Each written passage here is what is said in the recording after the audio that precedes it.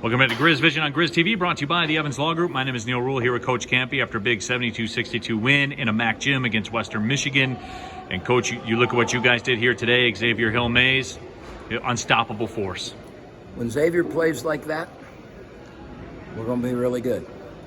Now, the perimeter played better tonight, which allowed him to play like that.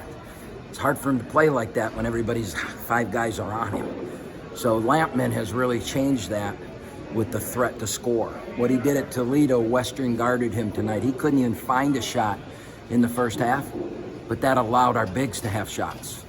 And that's why that shooter, that three-point bomber, is so important. It always has been in our offense. And we haven't had it all year until the Toledo game. And now, he played 37 minutes tonight because of how they were guarding him.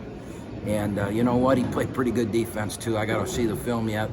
But that makes a big difference. We made a lot of strides forward on the perimeter tonight. Kangu was awful. And then he had his best second half. Right. He had a great tournament down in Orlando, but since we've left there, that second half was the best he's played. We only turned the ball over 3 times in the second half. Gettlefinger had some really, really good plays for us. He stepped up and made some free throws. Brad was Brad, Oladapo was Oladapo. They do what they do. But that perimeter, we played everybody tonight.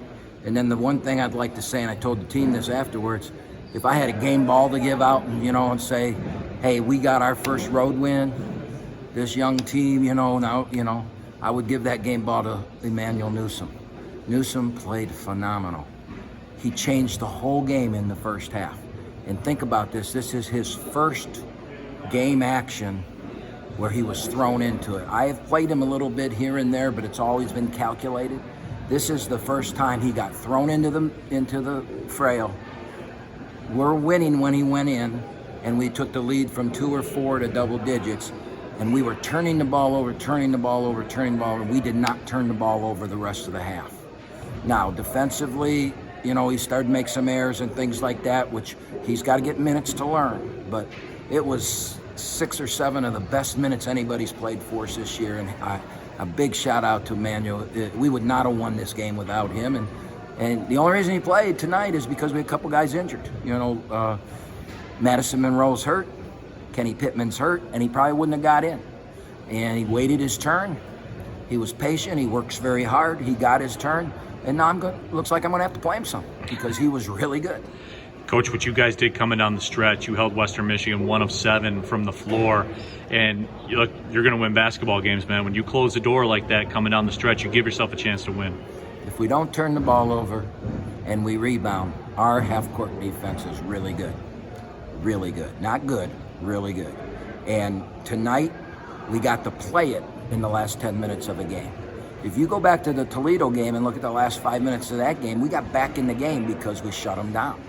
And we're capable of that. It's just getting ourselves in position. That's what's important. And,